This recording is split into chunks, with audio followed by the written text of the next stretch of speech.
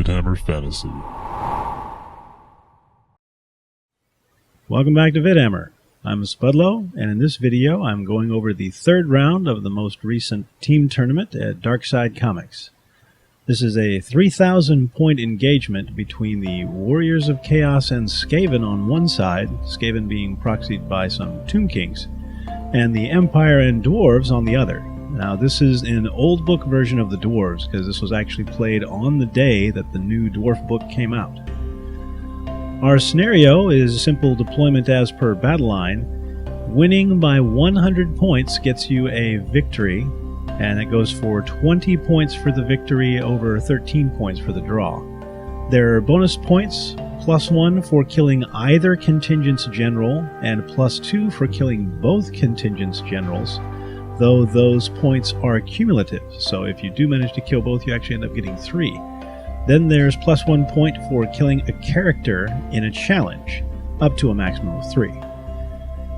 On the deployment side, the Skaven have a couple of warp lightning cannons on the upper left, and the lower one is proxied by a chariot. There's one horde of clan rats, and above that is a unit of plague monks with a plague furnace. Then there's skeletal archers down at the bottom, which are actually poison wind globadiers, and an off-screen chariot up at the top is really a doom wheel. Warriors of Chaos put a Sorcerer Lord above the house, and I believe that's on the flying disc.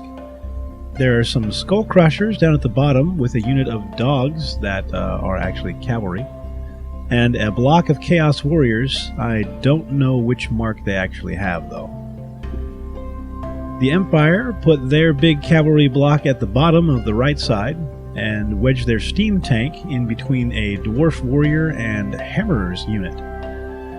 Now there's an anvil down at the bottom, and a couple of cannons that go along the flanks in the back, and an organ gun close to the center of the front of their line. I have no idea what the characters have on them, but for spells, the Empire end up with Earthblood, Flesh to Stone, Throne of Fines, and the Dwellers Below for their side. Dwarves, of course, don't have anything.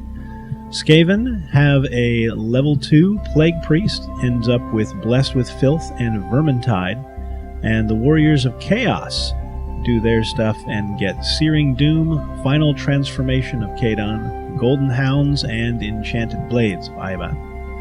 The Empire and Dwarves win the first turn roll for this, and they start off moving up their Hammerers into a forest, which turns out to be a blood forest. The steam tank uses 3 dice for its movement and jarts forward. Everything else generally does a little bit of maneuvering. Magic is 9 versus something I didn't write down. The first 3 dice are used for Throne of Vines. I believe that one's dispelled. The next 3 go for Flesh to Stone on the cavalry, and they decide to let it go, I guess anticipating that they're not going to charge it. The last 3 for Earthblood on the Halberdiers, and that one goes off as well. In shooting, the organ gun shoots for the hounds, those cavalry models up front, and kills off the entire unit. One cannon hits the warp fire thrower, which is a stand-in for the rattling gun, but it gets saved, and the shot carries into the warp lightning chariot, but fails to wound. Steam tank also shoots for the warp lightning cannon, but it also fails to wound. And the other cannon shoots for the sorcerer up on the saucer, and he makes his actual 3+ ward save. Not much to worry about there. A late roll for the Grey Seer gives it a single warpstone token. Then the dwarves go for the anvil's ability, but roll a 1 and don't take any wounds. Over to the Chaos and the Skaven. The Skull Crushers charge the cavalry, but fail the charge distance, probably for the best. And the Doom Wheel gets an 11-inch move out of it. The Trolls pass their stupidity and go ahead and take some steps forward. Magic for their side is 12 versus 8. They use the first 3 for Searing Doom, and the next 2 for Enchanted Blades Viban, which fails. The next 6 go for the Skaven side, and he goes for the dreaded 13th on the Hammerers with Irresistible Force. Ends up killing off 19 models and forces a Blood Forest check that kills off 1 more. The Hammerers fail the panic test twice and run back 11 inches. For the Grey Seer's backlash, he rolls a 7 and ends up killing off 3 clan rats as the forest slides off to the side. I only wish my irresistibles could be this effective. For their side shooting, the first Warp Lightning Cannon shoots for the steam tank at strength 10 and knocks it down to 4 wounds. The second cannon manages 1 more. Then the Doom Wheel misfires on its shots, but rolls a 6 and gets a burst of speed out of the deal. This is how you're supposed to play Skaven shooting right there. On the second turn, the steam tank can't handle the pressure of the steam points and spends its turn venting about how broken Skaven are. The Hammerers rally and the cavalry go ahead and take a step back. I'm not sure what the magic dice totals were, but Throne of Vines ends up going off, and then there's 5 dice for Dwellers Below, but it fails. The Anvil does its thing again on the Sorcerer, the Skull Crushers, and the Trolls. It only puts a wound on the Skull Crushers, but it takes all of them to half movement. Then the Organ Gun shoots for the Chaos Warriors for 3 wounds. The first cannon shoots for the Warp Lightning Cannon and takes it out. Then the second one does some wounds on something.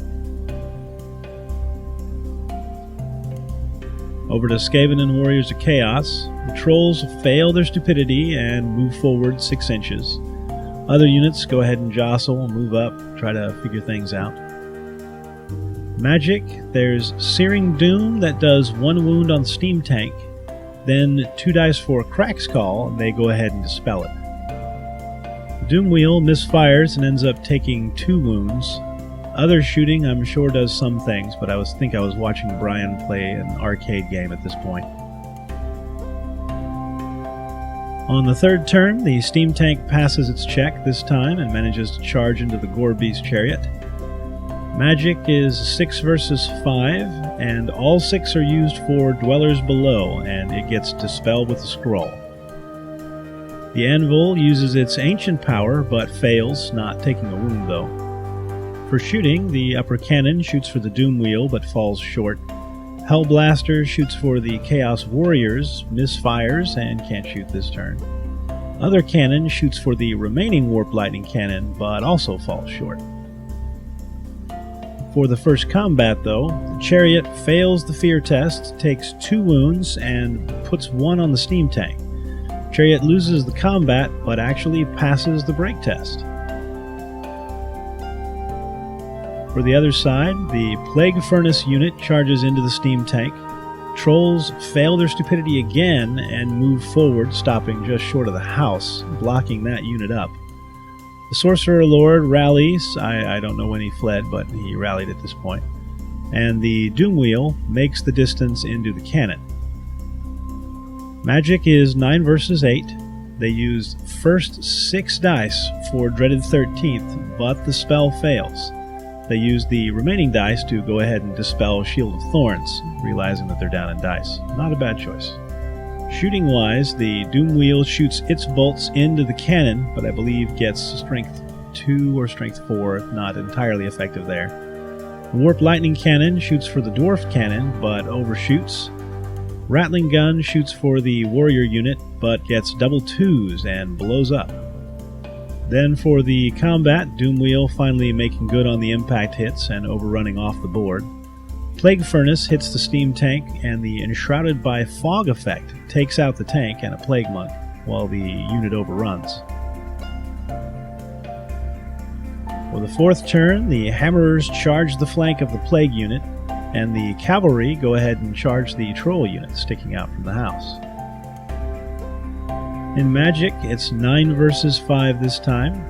Use 2 dice for Throne of Vines, and the Skaven and Warriors of Chaos decide to let this one go.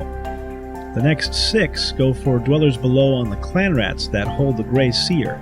Although the spell goes off, it's a relatively low casting value, so they go ahead and dispel it with their 5 dice. But the last 2 are used for Flesh to Stone on the Cavalry, to increase the toughness by 2, but since Throne of Vines was let go earlier, it increases their toughness by 4. The only shooting that I noted was the first cannon being able to kill off the chariot in the midfield. Hammerers versus the plague unit in close combat. The monks hit the hammerers for 2, and then the warrior priest gets 1, and the hammerers get 13, which clears out the plague monk unit itself. Just the plague furnace and plague priest left standing. Bottom combat, the riders get 3 wounds, the horses get 1. The trolls only manage a single wound through the toughness buff. The trolls lose and break, but the cavalry actually choose to restrain instead of pursuing. To the other side, the skull crushers can't make the charge angle without hitting the house, so they fail the charge against the cavalry.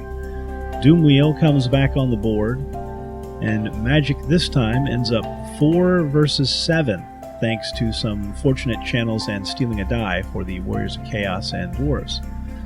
So 4 dice, they go for Dreaded 13th, and they get Irresistible Force on the Dwarf Warriors for 16 wounds. And again on the miscast, rolls a 7, just kills off 3 clan rats. Not a bad trade.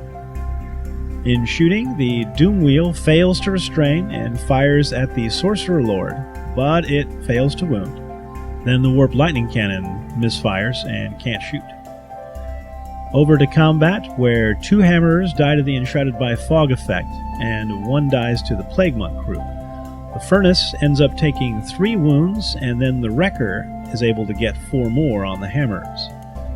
I think the hammerers are down this time, but stubborn and passing the break test, as we move over to turn 5. There aren't any charges. The cavalry go ahead and back up a little bit. Magic is 9 versus 7 this time. There's a spell that puts a wound on a skull crusher, then the anvil goes for its power, but ends up rolling a 1. Some other spells, but I'll leave you to yours to figure out what they were exactly. I'm not going to worry about going back for them. The organ gun hits for a few wounds. First cannon goes for the skull crushers and falls short.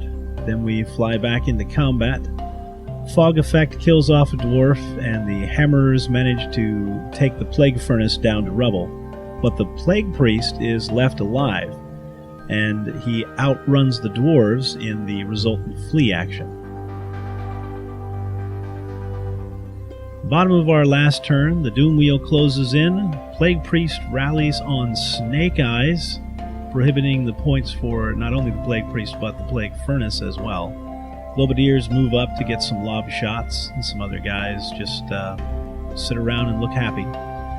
Magic happens. There's 5 dice for Dreaded 13th, but it doesn't go off this time.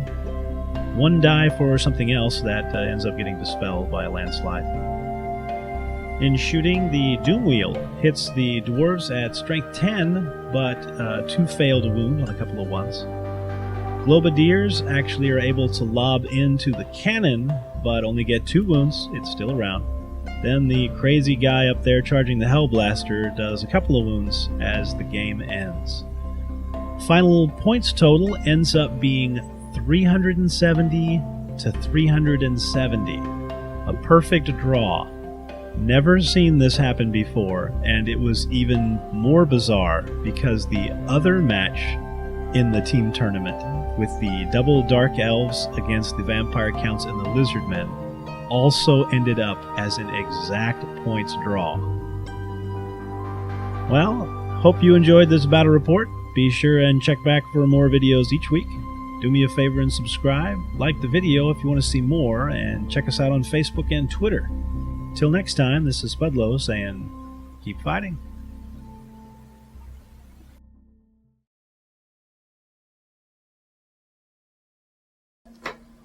Next tournament, final game, I'm pulling out the secret weapon. No one can resist the cute dog.